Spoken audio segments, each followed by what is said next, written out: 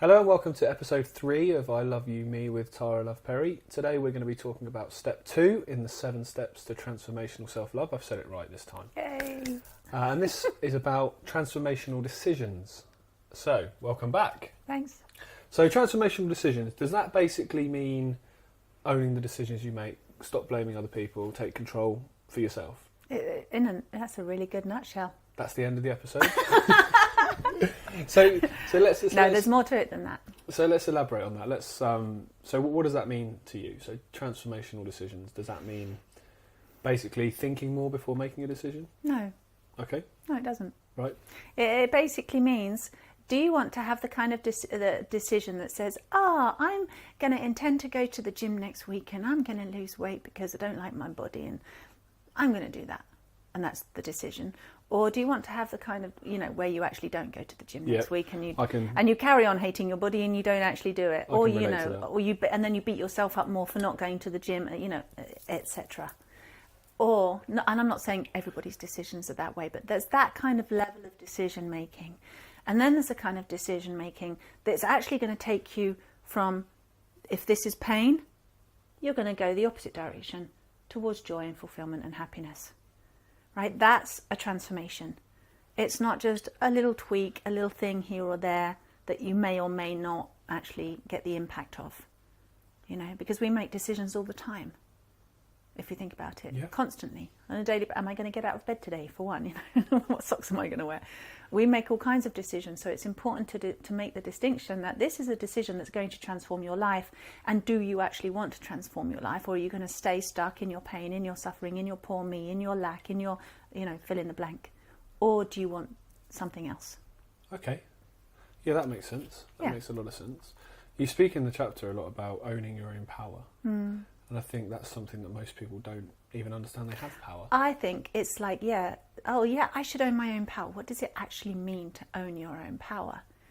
And for me, it is actually understanding that you own the decisions that you make and that you have a choice. And the fact that we have a choice is like a superpower. And a lot of people don't even think that they have a choice. Well, they do for some things. Like, yes, of course, I can choose what colour socks I'm going to wear. I can choose what job I have. I can choose my relationship. Well, for most of us, a lot of us. Yeah.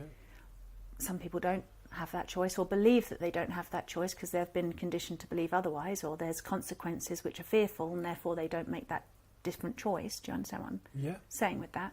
But then actually there'll be other things where they say, well, I literally have no choice. I have no choice about, whether we go outside right now because it's lockdown. Or I have no choice. I can't help the war in Syria. I can't, I didn't choose my parents. I didn't choose to have X, Y, Z happen to me in my life. And I would say, well, which one are you going to go with? You do have a choice or you don't have a choice. Because if it's a bit like saying, that, what's it called when you're a kid and you only hear certain things and you don't hear other things? Yeah, hearing what you want to hear. Yeah, like you hear what you want to hear. There's a word for it, there's a name for it. When we do that with decisions, where we go, I've got power to make decisions over here, but over here I don't have that power. And it's like, well, which one is it? Which one are you going to go with? Which one actually would serve you better to believe that you do have a choice in everything or you don't have a choice? Do you think a little bit of that ties into a fear of failure? In the sense of, I can't say I've got the choice to make this decision because if I do that and it doesn't work, I've got myself to blame. I actually think it's probably more the opposite. I think it's more the fear of taking 100% responsibility for ourselves. And we can't change everything in the world, perhaps. I don't know. I'm not even going to go down that route. Okay, maybe I am not responsible for every single thing that happens on this planet in every other person's life. I can't perhaps change that. Maybe I can't change, global warming and, the war in Syria. However, I can change how I feel about it. I can change how I relate to it. I can change the impact that makes upon me and therefore the other decisions that I make based on that. Does that make sense? Yeah. We do have a choice, I believe. And it is a superpower. It's a God-given right, free will. Man has been given free will. And so even blaming God, God gave you free will. It's not, why are you blaming God? It's up to us. It's up to us what we choose. And so I think just owning that power is the first element of a transformational decision.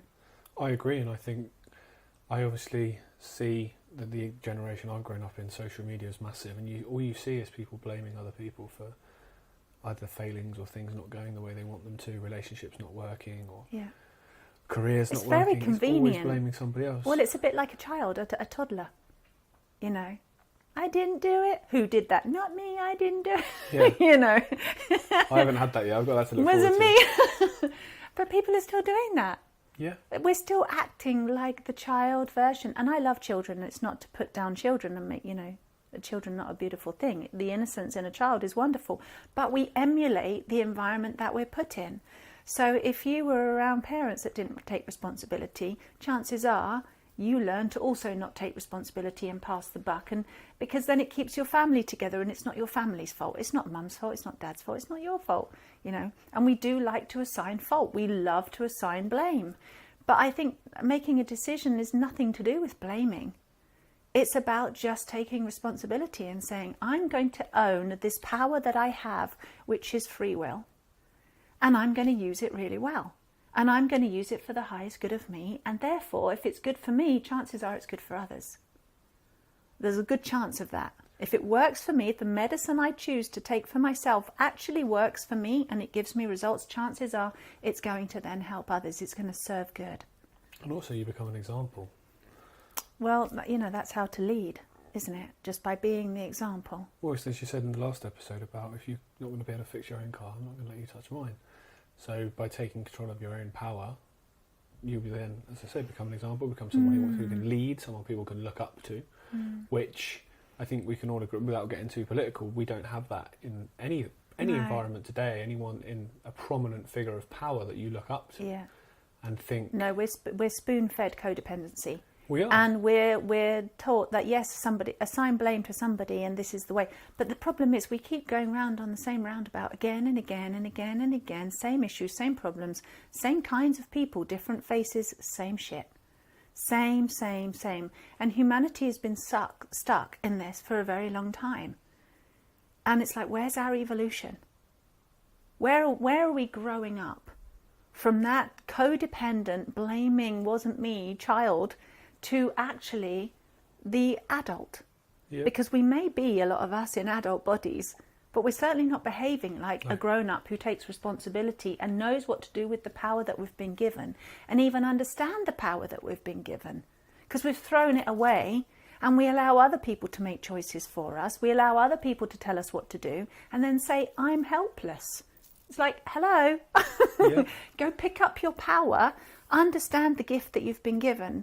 It's a lot like step one, right? Understand the gift that you have been given, which is free will. Really get to know, what does that look like? What does it feel like? What does it do? What would free will enable me to do? Do I have to be a slave to a system? No. Right? But people want to belong. So I'm like, well, what happens if I don't belong to the system? Well, you're going to have to create something new then, aren't you? Perhaps we could create something that actually does serve ourselves and humanity.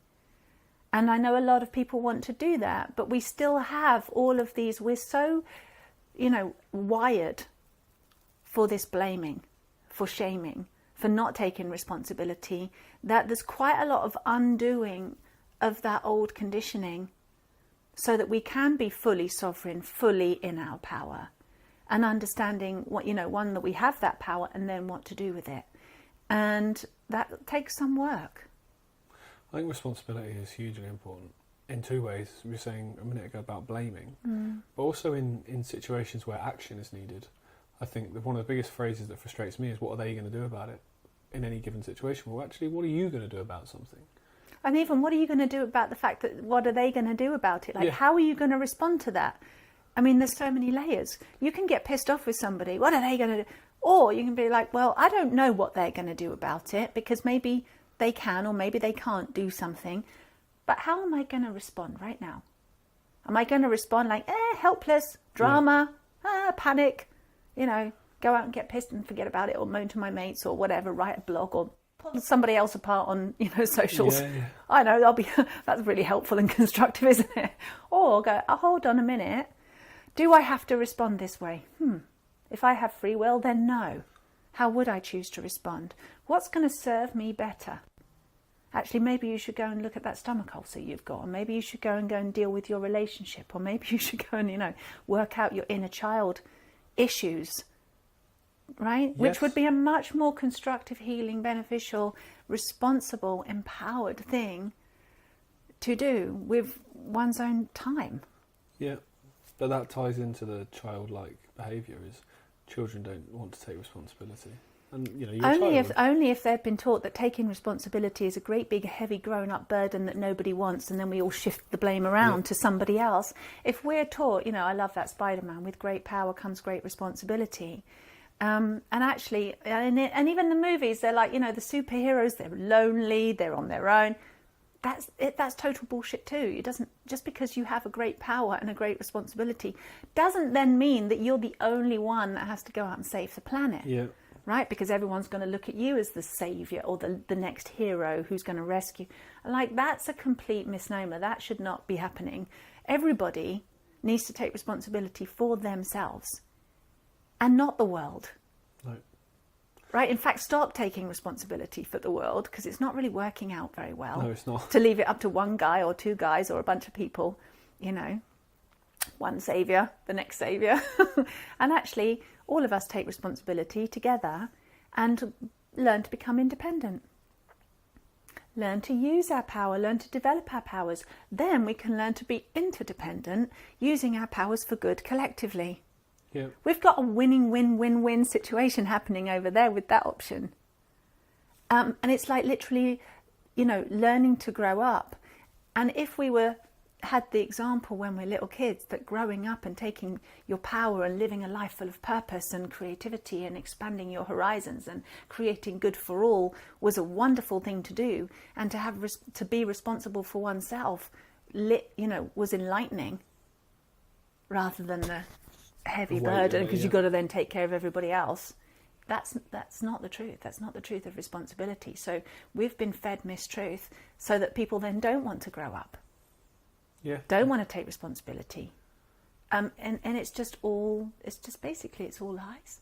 It is. I think we're as a human collective, we're a team, and we've all got our individual roles that if we all do them properly, we'll create a world that we all want to live in. Can you imagine, right? I mean, that's never happened. When has that Ever. ever happened? When has it even happened in a country, or even in a town, probably? In a family. Yeah, in a family, yeah. Very, very true. In a family. No, we're not used to it. So it feels like a really big step away. It actually isn't. Saving the world is not a massive, big, huge deal in that respect. From my perspective, anyway. Saving yourself is a huge deal. That's where the effort is. That's where the diligence is. That's where the commitment is needed. And that's a step to transformational self-love as well, is that dedication, is that commitment. To have a bond of unconditional love with yourself, because unconditional love heals, right? Or just choosing pain or love. Pain or love, which one would I rather? I'm going to start choosing love. That's my commitment to myself. That's my responsibility. That I'm going to align myself with that which I already actually am. Like I said, it's already waiting for you. So you just make a decision to align yourself with that which already is there inside of you, waiting for you to discover.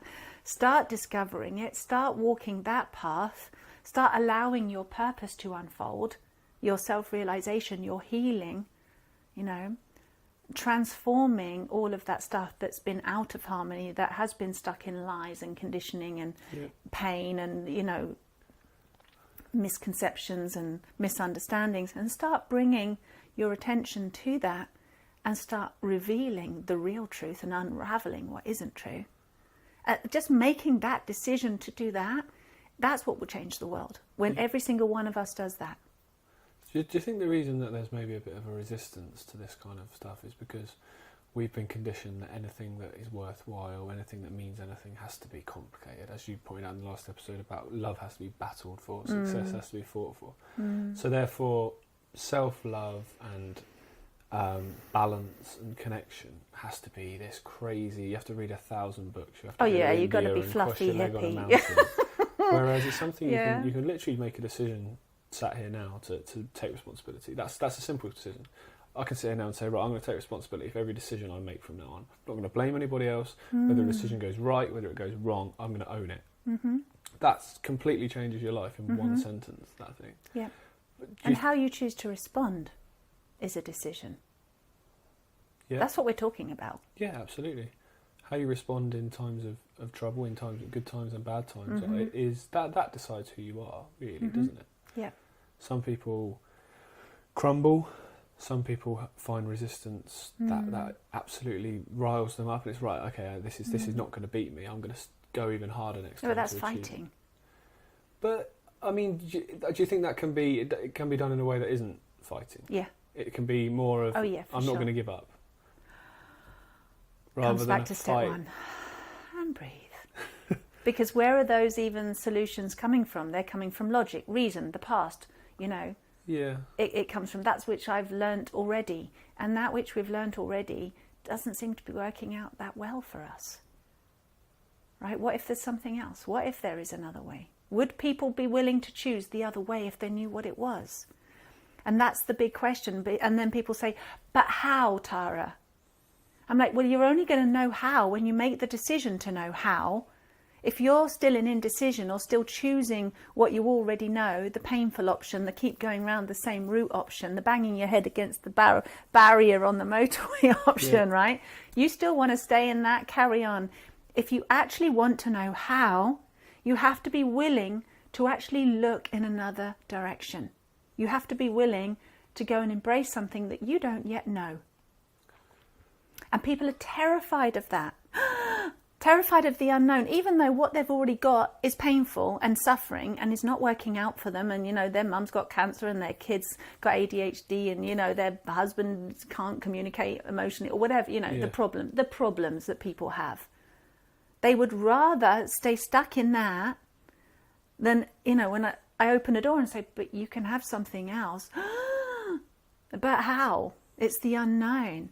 And people fill in their mind what they fill in the blank of the unknown with all the worst things they can possibly think of. But isn't it going to be difficult? Isn't it going to be painful? Well, no, because you've already got difficult and painful. I'm telling you it's something else. But we can't relate to it. It's like a little kid. If you have never been loved unconditionally and all your life you've been loved with conditions, like you will get a cuddle if you're really nice and you've pleased mummy that day. Right? Your dad will talk to you if you've been a good boy and done something in school. Can you imagine? That's the way that you've been conditioned to get any kind of version of love, a conditional, which isn't actually love at all. It's some kind of substitute for actual real love. In that instance that that example, because we want to feel connected to, we want to feel seen, we want to feel heard, we want to feel accepted and appreciated and acknowledged and validated. We need those things. And that's part of being loved. And if we don't get that, we've got this horrible conditioned version. Then when I say to you, and would you like unconditional love? That little child in you, even though you're however old you are now, that's all you've ever known. You'll be like, well, no. What I've got, I'm going to stick to because at least it's better than nothing. Yep. And I don't know what unconditional looks like and feels like, so I'm not going to risk it. I'm going to stay with what I know. Yeah. Does that make sense? This is literally what happens in people. And I've done workshops with rooms full of people, huge rooms full of people, having that very moment of indecision going, yeah, but. And I'm like, do you want to be in pain or not in pain? Pain or love? Which one do you want? It's the whole better the devil you know, isn't it? But we have associated pain with love. No. Like I said with the adrenaline and oxytocin, you can't have both in your body at the same time. You produce adrenaline in fear, flight, fight, or the other F word. fight fire. Somebody said that to me recently. I was like, yeah, that's a good one. Or you're in the oxytocin state where you're blissed out, happy, and life is going beautifully and you're not in pain. You can't have, no pain and pain in the same space at the same time. You choose one or the other. So if you're in pain and you'd like to not be in pain, would you rather choose love instead? Real love, real unconditional love that you've never had before because you've only been raised in a conditional environment and you don't know what it is yet. Yeah, I get that. I totally get that. I think fear of the unknown is massive, and I think the fear of taking a sort of leap of faith, if you like, is very important. Even though it's everything we want. It is. Freedom from pain, yes. Freedom from suffering, yes. Do you think part of it is, though, people can't imagine it? They can't even process what that may be like. Yeah, you've got no reference for it. Because not only may they not have reference for it, look around the world, there's not many references of...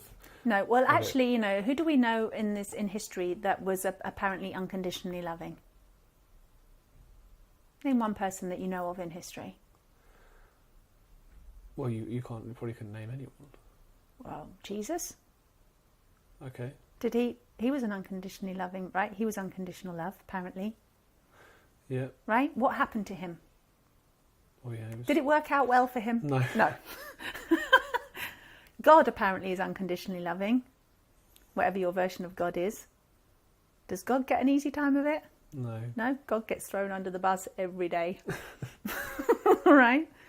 People fight wars in that name. They do, yeah. More and justified. More wars than probably, more wars and death. People are coerced into all kinds of things in that name. Well, that's right? that's another it's example heavy. of twisting something that is supposedly pure, whatever your belief system is, whether it's a god or a higher source or consciousness or something. That is twisted. Make it look bad so people don't go there. Yeah. Make it look like you don't want that. It's lonely. It's hard. No one thanks you for it. You get hung on a cross for it. Don't do it. Just carry on suffering with the rest of us. Don't ask questions. Don't be in your power. Isn't that interesting? Yeah. Don't you think? It is. I mean, I think most people don't. I think part of that is environmental, where people don't feel they have the time to sit and actually evaluate their lives. You don't even have to sit. This I Love You Me is not so that you go to a retreat and you sit down for 6 months and, or even sit down for an hour every day. This is something that's so easy, like making a decision. Am I going to wear red socks today or black socks today? It's like, make that decision. Am I going to be in pain or am I going to choose love today? And just start to transform your consciousness. You can do it while shopping. You can do it whilst driving. You can do it anywhere.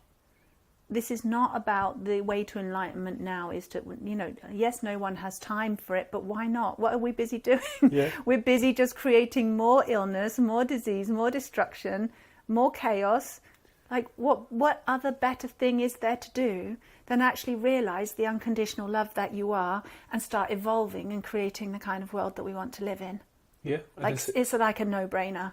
The decision is the start, and the decision is where it all stems from. I mean, there's science now, isn't there, to show that you can change your neurological pathways in your brain by thought alone.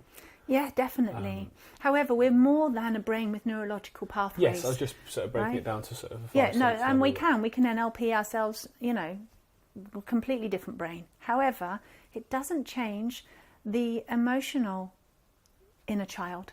Yeah. And if you've seen Emoto's work. Yeah, the water Emoto, work, right?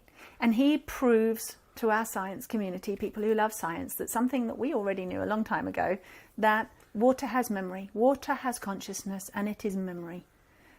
What are we mostly made of? Yeah, about 70% water, isn't it? Yeah, only about most of us. Yeah, exactly. Only most of us is water.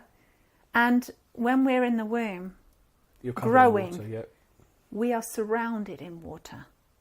And our baby bodies, they reckon, are about more 95% water. Our little baby fetus baby bodies. And when we're born, we're mostly water. And water has memory. And water is very, very sensitive to picking up vibrations of sound and thought, as Masaru Emoto proved. Thought vibration impacts water and leaves the residue of that memory in the water. So if whilst you're in the womb, Your dad's having thoughts about himself becoming a father. Your dad's having thoughts about what he thinks about the mother, what he thinks about the world, what he's terrified of, and his emotional resonance, and his words, and the words that are going on around, and the thoughts that are going on around, and the mother's emotions about being a mother and is she good enough, the mother's emotions about her own sexual reproductive activity and her sexual energy of being a female and having received your father's, seed into her body and what that means according to her religions and her upbringing and her conditioning. How does she feel about herself? What does she think about who she is as a partner, as a mother, as a daughter, can you imagine? All of these thoughts and feelings and words are going right into that water, into that little baby body that is gestating, that is taking every bit of this information into itself, and it's becoming informed into the cellular structure of the body. Yeah. Right? Water is cells with the electrical current of the thought, putting it into the cell. We become that which our environment is thinking and feeling and speaking. That's conditioning. Yeah. Right? And it even starts before then, and I'm not even going to go into it. So what's been conditioned into you before you even took your first breath is enormous. And then you start to live it, and you've got all these conditions in, and you start acting things out and you don't even know why. And some of it is taught from the experiences that you've had growing up, but so much of it is already in there, in your blueprint before you're even born. What's also happening on another layer is the information that we bring with us as a soul. So as a soul, we come into form, we leave form. We come into form, we leave form. We come into form, we leave form. We have these experiences of, in a soul journey. And so we've come into form. And what memories do we bring with us that were unresolved? Yeah. From other experiences? And whether, maybe people believe in past lives and maybe they don't. Until I saw it with my own eyes, I didn't have an opinion on it. Now I have an opinion because I've literally seen, it's like taking you from that room over there, Jamie, and then putting you in this room and saying, well, do you remember what happened over there? Room, yeah. And there's a bit of an amnesia coming in the door, but it's still in there. It's still in your water. It's still in your cells because it's still in your soul memory. And that comes into your blueprint when you're in that womb as well. So we have all of this memory and of everything that's been unresolved ever and left as an open case, an open book, not completed, not brought into harmony, is in disharmony in any way, shape or form, is sitting inside our blueprint, and we walk around with it on a daily basis. It's enormous. Yeah. We are the walking, living library record of everything we've ever been, ever. Right? We're like a drop in the ocean. Right? The ocean feels everything. The information is that ocean, and we're a drop in that ocean. So we have the information of everything that is in our own personal droplet. So all we have to do, I can't remember how we got onto this now, but all we have to do, I say all, is take that enormous, empowering responsibility, decision to say, I'm going to bring harmony to my personal droplet. Because the impact that I have in the ocean will be massive. And especially if I can then be an example or help show somebody else how to bring harmony into their droplet. You're talking about neural pathways. Yeah. We are much more than a neural pathway. We are, yeah. All right, much more. So you can, NLP that all day long, but it's not going to change your inner child who doesn't understand NLP. Yeah. Do you understand? Yeah, yeah. It's not going to change that level of conditioning in your cellular structure. It's not going to change the records in your soul that have said, well, that still needs resolving. The dedication to sit and I guess put yourself first and do all these sort of things as well. It seems so staggering that people are not prepared to do that. When people will sign a car on finance for 5 years or buy a mortgage for 20 years. But the dedication to sit and make yourself better through whichever way you choose to do that. Heal thyself. Know thyself. Yeah. There is nothing more impactful and powerful that you can do for this whole planet than to do that for yourself. That's a nice way to And when you it. get that, when you get the implications of that, you'll be like, sod everything else. Yeah. Actually, what is more important? And that's why priorities is the fourth element.